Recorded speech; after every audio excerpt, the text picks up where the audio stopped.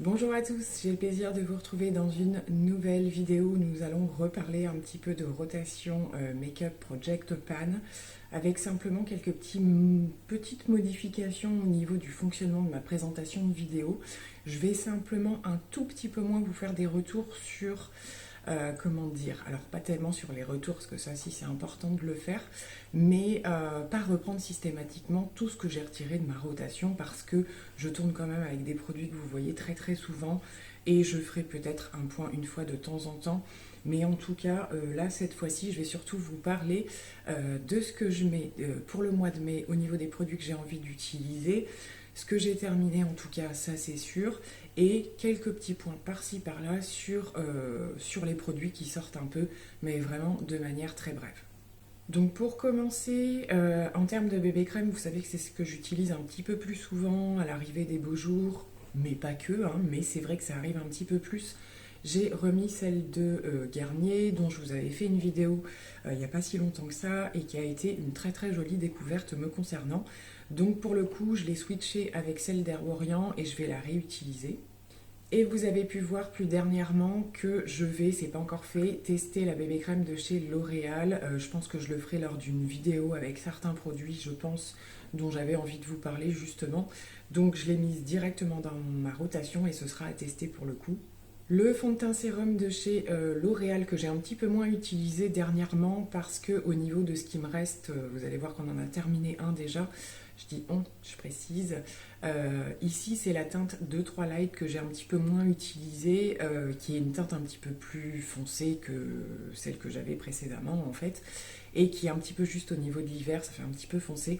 Là, étant donné que je suis un petit peu plus dehors, je pense qu'indirectement, même si je ne bronze pas vraiment, j'ai commencé à changer de teinte et je le reporte pour le coup. Donc voilà, ça me permet aussi de l'avoir un petit peu laissé de côté quelques temps, même si pour le coup c'est ma fille qui l'a utilisé au niveau de la teinte la plus claire. Et en tout cas, je vais pouvoir vous en reparler un petit peu. Et côté fond de teint un petit peu plus intense, on va dire, j'ai ressorti le fond de teint de chez Catrice, qui est plutôt un fond de teint qui va être dans la matité et un petit peu plus couvrant. Donc comme j'aime bien quand même de temps en temps avoir ça aussi, j'ai choisi le Catrice. Et j'ai choisi de tester celui-ci de chez Kiko, donc c'était la collection Wonder Woman. J'avais pas testé énormément de choses au niveau de cette collection. Donc là, j'avais un fond de teint en teinte 3, c'est la Light Beige. Je pense qu'à cette saison, voilà, plus on va vers les beaux jours, plus ça devrait me convenir. Donc affaire à suivre. Du côté des bases, je suis quand même beaucoup, comme vous aurez pu le voir dernièrement, dans la recherche d'hydratation. Alors j'ai un petit peu de mal à trouver le combo et c'est pas toujours évident d'utiliser deux bases différentes, hein. J'ai une peau mixte, donc c'est pas toujours simple.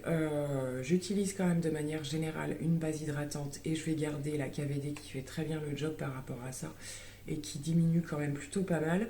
J'ai ressorti le CC Sérum de chez By Terry, pareil que j'avais un petit peu laissé de côté pour pouvoir mieux le réutiliser. J'arrivais pas à me faire un avis en fait. Donc là je vais le réutiliser ce mois-ci, on verra bien. J'ai laissé cette petite chose de chez Catrice dont je vous avais parlé, que j'utilise la plupart du temps en base avec une recherche d'hydratation un petit peu plus... L'hydratation avec ce produit va être un petit peu plus légère, mais c'est surtout le côté un petit peu illuminant, vous voyez, ce genre de choses. Et je trouve qu'il le fait bien le job sans être trop présent et vous faire un côté trop glowy justement, mais juste ce qu'il faut. Et je le garde en particulier parce que c'est quelque chose qui m'arrive d'utiliser, j'en ai parlé la dernière fois, sous mon anti-cerne, avec la tendance que j'ai à avoir des petites démarcations de sécheresse en fait. Et il fonctionne super bien, donc je vais le garder, mais plutôt au niveau du dessous de l'œil et du haut de la pommette simplement. Pour les périodes où je recherche un petit peu plus de matité ou de choses avec rendu plutôt mat, j'ai gardé le Max Factor X, hein, que je voulais retester et j'ai très très peu eu le temps. Et en particulier la base du produit en fait qui sert de primer pour flouter un petit peu les pores ou quoi, parce que je trouvais quand même qu'il faisait plutôt bien le job. Donc à la limite, pourquoi pas l'utiliser aussi avec un autre fond de teint. Donc je vous remontre un petit peu le fonctionnement de ce produit, sachant qu'on le trouve toujours à Action. Enfin moi en tout cas la dernière fois que j'y suis passée, il y était encore. Donc vous avez le produit blanc en fait pour un petit peu la matité, floutage de pores, ce genre de choses, et la partie un peu fond de teint stick un peu crémeux. Et ça fonctionnait plutôt bien, donc je vais le garder avec moi. Du côté des anti-cernes, c'est toujours un petit peu compliqué, mais il y a des petites choses quand même qui avancent. J'ai ressorti, pour le coup, je change quand même pas mal au niveau des produits, le Dior Forever, euh, qui, voilà, dernièrement c'était un petit peu plus mitigé. C'est un produit que je connais depuis assez longtemps, qui fonctionnait de manière générale plutôt bien, mais c'est un des produits que j'ai pas testé avec justement les éventuelles zones d'hydratation que je fais, que je ne faisais pas avant. Donc pour le coup, on va refaire le test. Et je vous ai parlé plus dernièrement du CCI. Non, c'est pas le CCI, c'est le Bye Bye Under Eye version illumination de chez It Cosmetics. Et je dois dire qu'il est franchement super bien. Ça s'est plutôt bien passé à chaque fois que je l'ai utilisé. On a vraiment quelque chose qui ne marque pas, qui a ce côté illuminant et ça, voilà, ça se comporte plutôt bien. Maintenant, je suis en train de voir avec quoi je le poudre par exemple, et là pour le coup, j'ai pas forcément les mêmes résultats, donc j'ai envie de poursuivre les tests avec ce produit. Et j'ai ressorti cette petite chose de chez L'Oréal dans la gamme Accord Parfait. Hein. C'est une gamme que je découvre de plus en plus, que j'avais mis de côté également parce que c'est un espèce de correcteur qui avait tendance à me laisser le côté un petit peu trop orangé pour le coup. Et le petit bémol, c'est que c'est un embout avec ce genre de pinceau. C'est pas ce que je préfère. Mais j'ai envie de retester ce produit de manière différente. Voilà, après l'avoir un petit peu laissé de côté et découvert d'autres choses. Peut-être en combinaison d'autres produits, justement. Comme d'habitude, toujours dans mes rotations, pas mal de produits uniques qui circulent. Je vous ai pas mal parlé de la bébé crème. Donc elle se présente comme ceci. Je l'ai fait tourner surtout sous pas mal de mes stories, de mes posts, ce genre de choses. Je suis en train de la terminer. Voilà, évidemment, je me remets à l'utiliser à cette saison et c'est à cette saison qu'elle se vide, bien entendu. C'est vraiment une très jolie bébé crème avec une... La couvrance n'est pas énorme, si vous voulez, mais c'est plutôt son effet floutant et bonne mine, vraiment peau qui respire, peau en bonne santé, qui fait que j'utilise énormément à cette saison. C'est vraiment un produit que j'adore et que je reprendrai d'office, donc elle va être dans ma rotation, mais je vais la terminer en cours de route. Du côté des sprays fixateurs, je suis en train de terminer. Je pense qu'à mon avis, d'ici demain ou après-demain, c'est terminé. Le NYX, hein, le Plump Finish, dans la gamme, je sais plus, la électrolyte ou je ne sais quoi. Donc avec ce qu'ils ont fait avec les packaging un petit peu fluo, il y avait également la base que j'ai sortie de ma rotation. C'est pour ça que je vous dis, je ne reviens pas systématiquement sur les produits parce qu'il y a quand même beaucoup de répétitions. Et vraiment, je l'ai adoré. C'est vrai que c'est un produit, si j'ai l'occasion de le reprendre, je le reprendrai parce que ça a vraiment super bien marché. Donc dans l'optique de terminer ce produit en cours de mois, j'ai mis dans ma rotation un produit qui n'est pas encore ouvert, de Simple Beauty, que j'avais reçu dans un des colis. Et alors, je sais pas trop, je pense que c'est vraiment en spray fixateur dans les grandes lignes, il n'y a pas d'indication sur un éventuel côté lumineux, sur un éventuel côté mat ou quoi que ce soit. Donc je vais le tester tout simplement. Donc vous avez juste à ouvrir le flacon et puis à intégrer l'embout spray. Donc apparemment c'est également un produit qui fait ce qu'on appelle le mixing en fait, pour éventuellement humidifier un fard ou quelque chose comme ça. C'est bien écrit sur le packaging, donc ça c'est quelque chose que je fais aussi très très régulièrement, en particulier quand je veux faire du liner ou quoi que ce soit. Donc je vais tester ce produit avec grand plaisir. Et j'intègre également une petite nouveauté, donc ça c'est de chez Révolution et c'est lorsqu'ils ont sorti leur gamme sur la série Friends. Il y a eu tout un dérivé de produits autour des personnages, des lieux de la série pour ceux qui connaissent. Et donc là j'avais reçu le Phoebe, qui est un spray fixateur avec, voilà, je pense qu'il est un petit peu lumineux.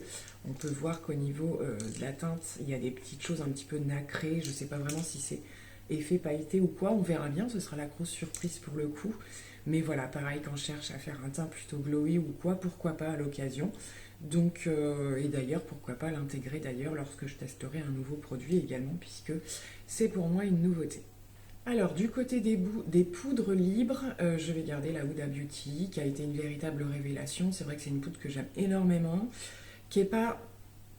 C'est pas vraiment une révolution au niveau de mon dessous d'œil, c'est toujours très problématique, je l'utilise de manière très subtile. Par contre, pour le reste du teint, je la trouve juste géniale. J'entends énormément de retours positifs sur la nouvelle aussi qui est sortie, la Cherry, je sais plus trop quoi là. Voilà, apparemment c'est une poudre qui fait vraiment encore mieux, on va dire, le job au niveau des teints clairs, ce genre de choses. Donc, affaire à suivre au niveau de la wishlist. Je ressors la poudre de chez By Terry que j'avais mis de côté un certain temps, donc la hyaluronique que j'ai en teinte la plus claire, plutôt rosée, donc pareil, qui fonctionne très très bien au niveau de mon teint. Et cette fameuse petite poudre lumineuse que j'ai utilisée à plusieurs reprises, donc sans trop chercher à modifier le packaging, mais là je pense qu'en la gardant, je vais quand même chercher, si vous voulez, à retirer cette espèce de truc parce que c'est vraiment pas pratique. Je pense qu'il est, je sais pas si c'est qu'il est collé ou si c'est qu'il faut vraiment glisser quelque chose pour faire pression dessous et arriver à le retirer parce qu'elle est très très intéressante cette petite poudre justement sur les zones qu'on souhaite illuminer, pourquoi pas un petit peu sur le dessous d'œil et en utilisant l'embout-mousse comme ça j'ai vraiment du mal à prélever le produit donc je vais traficoter ça et mieux l'utiliser. Et au niveau poudre compacte, je vous avais dit lors d'un de mes précédents hauls que je testerai donc cette poudre qui est la précédente version des poudres de chez L'Oréal. Voilà, et puis qui reste dans le temps, qui est une poudre qu'on trouve tout le temps, je dois dire, et qui existe depuis un certain nombre d'années. Donc pareil, c'est quelque chose que je vous intégrerai dans une prochaine vidéo test. Côté bronzer, je ressors le Charlotte Tilbury que j'avais repris sur Vinted en teinte 2 et qui, voilà, c'était mitigé en plein hiver, mais là, cette saison, ça va être nickel. C'est toujours un petit peu compliqué chez Charlotte Tilbury au niveau des teintes. La teinte 1 était très très claire vraiment et la teinte 2 pouvait pour moi être un petit peu juste en hiver, mais là, ça va être juste nickel. Donc, bronzer mat, vraiment canonissime à travailler. Et en contrepartie, j'aime bien avoir une pièce un peu lumineuse et je ressors celui avec lequel je vous ai baratiné pendant des mois, l'aquarelle de chez Nocibé qui va être idéal à cette saison, vraiment pour le côté justement lumineux, peau qui respire, vraiment un produit coup de cœur. Également de chez Kiko, de la collection Lost in Amalfi, j'avais reçu ce petit bronzer en teinte 01 et je ne l'ai pas encore testé. Donc je vais le faire, je pense que c'est un bronzer un petit peu plus chaud, donc qui me paraissait un petit peu difficile à travailler en plein hiver. Il est assez clair de ce que j'ai vu au niveau du swatch, je vais voir, je vais tâtonner un petit peu et le tester. Et également de chez Kiko, cette fois-ci dans la collection Tuscan Sunshine, un blush en teinte. C'était la teinte 02 et c'est une teinte assez spéciale, elle ressemble beaucoup au packaging d'ailleurs. Vous avez un côté un petit peu pêche et un côté un petit peu plus clair comme ça. Je l'ai utilisé aujourd'hui et j'ai été hyper surprise du résultat. Donc c'est un blush dont je vais certainement vous reparler. Je verrai au montage de cette vidéo si ces produits sont toujours disponibles, ce qui n'est pas forcément évident avec les collections Kiko.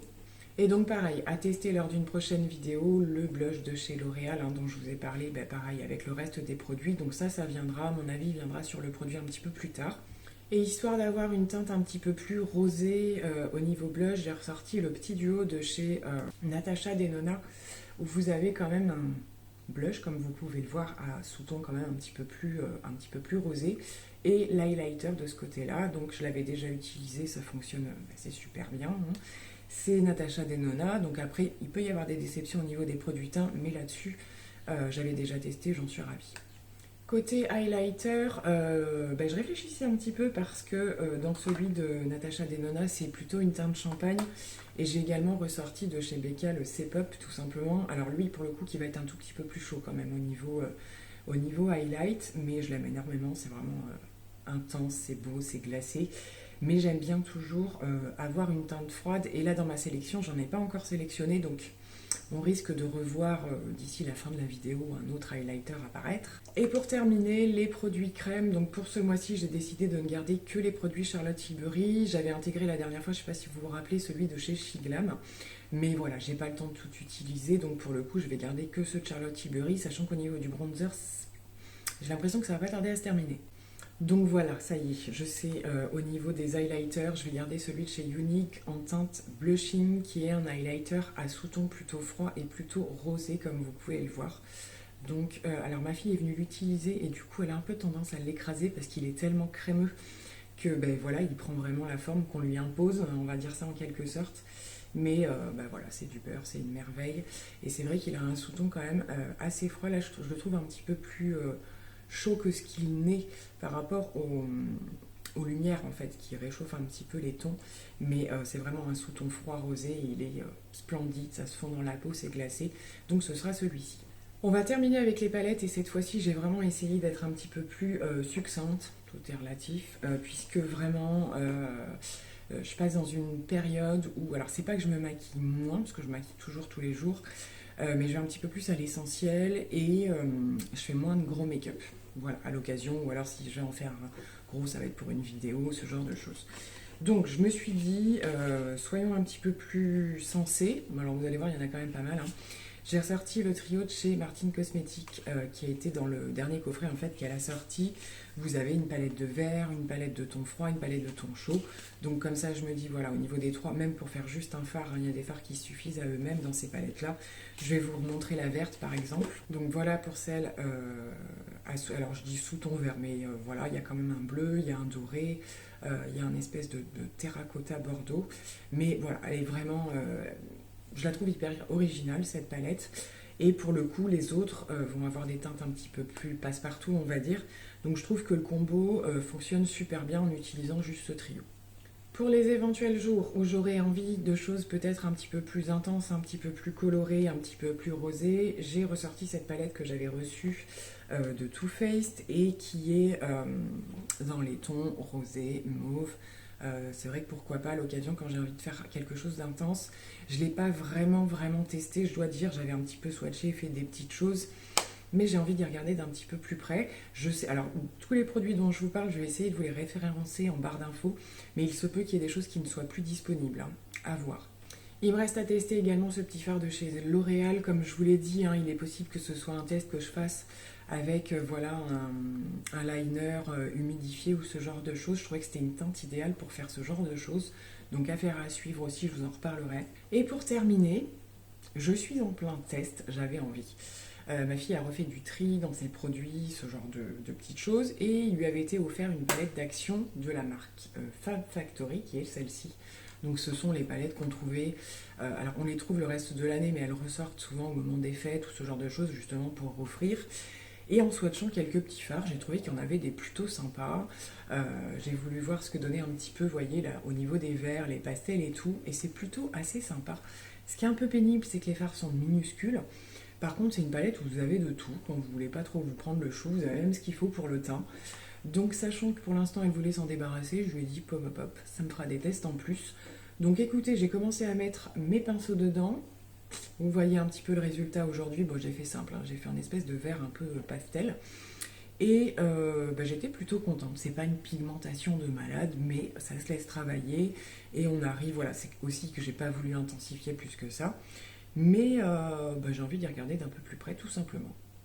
Au niveau de ce que j'ai réussi à terminer, comme je vous le disais, il y a des choses qui se répètent parce qu'il y a aussi des choses que je rachète, mais ça me permet de vous dire justement que je les aime beaucoup et puis que éventuellement voilà, j'y reviens et que l'idée c'est quand même, si on les achète, c'est de les terminer quand même. Donc nous avons en question le fameux crayon sur cils de chez Ioniq, je vous en ai parlé déjà dans mes produits terminés, justement très dernièrement, donc je n'insiste pas sur le sujet. Plus dernièrement, j'ai terminé le petit format de la petite base de chez HelloFab. Vous savez, la base coco comme ça, là, qui est vraiment super sympa. Qui peut être éventuellement même utilisée en crème hydratante. Hein. Je trouve qu'elle fait super bien le job. C'est une base qui est vraiment canon, je trouve, pour les bases de maquillage. Et un petit peu dans la gamme de la marque Embryolisse, dont je vous parle assez souvent. Peut-être un petit chouïa moins hydratante, mais suffisamment en tout cas pour mon type de peau à moi. Et c'est pourquoi pas quelque chose que je rachèterai vraiment avec grand plaisir parce qu'il y a pas mal de produits de la marque que j'aime bien. Comme je vous le disais, avec l'aide de ma fille, on a terminé le sérum de teint donc de chez L'Oréal et cette fois-ci c'était la teinte, alors elles sont bizarres, hein, leurs teintes, c'est des catégories de teintes en fait. Celle-ci elle est de la 0,5 à la 2 Very Light. Et pour le coup, à la saison où on arrive là, moi elle était trop claire. Pour elle, elle était nickel, mais pour moi elle était trop claire. Et donc comme je vous le disais, j'avais mélangé les deux. Donc là, c'est clos puisque donc elle est terminée. Un des fards liquides aussi, pareil, je vous en ai parlé dans mes produits terminés, donc je ne vais pas m'éterniser. C'était la teinte, une des teintes les plus connues. Hein, voilà, un rose froid lumineux à souhait, tenue excellente. Voilà, donc celui-ci est terminé, je ne l'ai pas recommandé pour l'instant. L'anti-cerne de chez Sephora, première version, que j'ai toujours beaucoup aimé et qu'à l'occasion, pourquoi pas, je rachèterai avec grand plaisir, mais il y a des milliards d'anti-cernes à tester, donc c'est vrai que pour le coup, voilà, les choses évoluent aussi. Et puis dernièrement, je vous en avais parlé également, donc là c'était un petit format, mais le mascara de chez Yves Rocher, Donc c'est le Intense Métamorphose que j'avais en backup, donc que je vais pas ressortir tout de suite parce que j'ai quand même un paquet de mascaras entamés et qu'il faut que je termine. Comme je vous l'ai dit, au niveau de mes rotations make-up Project Pan, je ne vous parle pas toujours des mascaras, mais de temps en temps, j'y reviens un petit peu pour faire le point quand même. Donc justement, histoire de faire le point, je vais me séparer. Alors je le laisse quand même un petit peu encore parce que c'est le mascara que j'utilise quand par exemple je veux mettre des faux cils et que je veux faire voilà, la touche de finition et la touche d'accroche au niveau de mes cils aussi. Donc c'est cette gamme-là de chez Martin Cosmetics, je ne sais plus comment il s'appelle, pareil je vous le remettrai en barre d'infos. C'est un mascara que j'ai beaucoup aimé dans les premières utilisations, mais je trouve qu'il n'a pas forcément bien vieilli et qu'il a perdu de son effet. Donc on est plutôt là pour le coup sur la courbure et la longueur. On le voit bien au niveau hop, de la brosse. Donc la brosse est d'ailleurs assez souple, hein, comme j'avais déjà pu le voir avec d'autres styles de mascara. Après, j'adore les packaging au niveau de la gamme Martin Cosmetics, mais il me semble, dans ce que j'ai cru voir dans certaines vidéos, qu'il y a quand même d'autres mascaras de cette marque-là qui seraient un petit peu meilleurs. Donc voilà, ça n'a pas été fifou. Là, comme je vous dis, je les coule vraiment vers la fin, histoire de, par exemple, voilà, d'utiliser quand je mets des fossiles ou ce genre de choses. Et plus dernièrement, j'ai ouvert ce petit format qui m'avait été offert par Olivia de la marque Zoeva. Et je dois dire que c'est une très très belle surprise. Ce mascara, il fait super bien le job. C'est une grosse brosse qui ressemble beaucoup à, je dirais, ouais, je trouve qu'il ressemble au Too Faced en fait. Et au Yves Rocher aussi. Ce sont vraiment le type de brosse à poil comme ça et assez volumineux. Il est vraiment super, il fait un super job. Donc je pense que je vais rapidement terminer puisque c'est un petit format, mais une jolie découverte. On continue dans la gamme des mascaras. J'ai pas eu le temps de terminer, mais de toute façon on est arrivé au bout. La fameuse gamme marron. Alors c'est l'ancienne version, là, le Paradise Ecstatic qui existait de chez L'Oréal. Je vous en ai parlé l'autre fois parce que j'avais terminé l'autre. Il est rose maintenant, il porte un autre nom, mais c'est exactement la même chose. Les brosses sont également les mêmes. Ce sont de grosses brosses comme ça. Là pour le coup il est terminé, il a séché, mais c'est un très très joli mascara marron. J'en fais plus autant que je faisais avant, mais j'aime bien quand même de temps en temps. Donc là, j'en ai plus en backup, j'en ai un de chez Unique quand même qu'il me reste. Mais au niveau des produits que j'avais achetés comme ça chez L'Oréal, celui-là, je l'avais trouvé vraiment chouette. Et pour terminer, idem chez le It Cosmetics, le Super Hero. J'ai du mal à terminer celui-ci. Je galère un petit peu, je pense que c'est justement parce que j'arrive à la fin, parce qu'à la base, c'est un assez bon mascara. C'est pas non plus spectaculaire, mais... il est bien quand même, je trouve, de par l'ergonomie de sa brosse, on arrive à bien attraper les cils et tout ça. C'est pas mon chouchou de tous les temps. Pour pas gaspiller, je vais quand même essayer de le terminer, mais c'est vrai que j'ai tendance, par exemple, pour le coup, à le mettre en bas parce que la brosse, elle est assez fine ou quoi. Mais sur les cils du haut, il manque un petit peu de quelque chose. Je le jette pas encore, j'essaye de le terminer parce que, voilà, on ne gaspille pas. Mais c'est pas, voilà, c'est pas extraordinaire, de mon côté en tout cas. Bon, je croyais que c'était terminé, mais non, en fait, là, c'est la série des mascaras terminés, ou voilà, parce que là, j'ai vraiment refait le point, j'en avais quand même pas mal d'entamés, donc c'était bien de vraiment voir, en fait, j'ai utilisé chaque jour un différent, pour voir, voilà, au niveau de la brosse, on voit tout de suite quand c'est terminé ou pas. Et pour le coup, c'est ce qui s'est passé avec ce tout petit format, qui m'a quand même fait assez longtemps, du Climax Extrême de chez Nars, que j'avais eu, je crois que c'était lors de la commande de la dernière palette, là, qui avait tant fait parler d'elle. Pour le coup, je l'avais eu en petit format et je l'ai adoré, ce mascara. Je peux pas dire que je pourrais vous donner mon avis au niveau du vieillissement du mascara, dans le sens où on n'a pas un gros contenant comme le format classique, et que du coup on peut moins se rendre compte quand même si le mascara vieillit bien ou pas. Par contre, en termes d'effet et de côté très très noir, voilà, au niveau des cils, il a super bien fait le job, donc c'est un produit que je pourrais être susceptible de racheter aussi parce que je l'ai vraiment adoré. Bon, écoutez, je crois que j'en ai terminé avec cette rotation de produits. J'espère que ça vous aura quand même plu, même si je ne suis pas revenue sur tout ce que j'avais dans ma rotation le mois dernier. N'hésitez pas à re-regarder la vidéo d'ailleurs, si vous vouliez voir un petit peu tout ce qui s'est écoulé au cours du mois. Et puis en attendant de vous retrouver pour une prochaine vidéo, je vais pouvoir vous laisser un petit peu tranquille avec mes utilisations de produits. Voilà, je vous fais plein de gros bisous, à très bientôt, bye.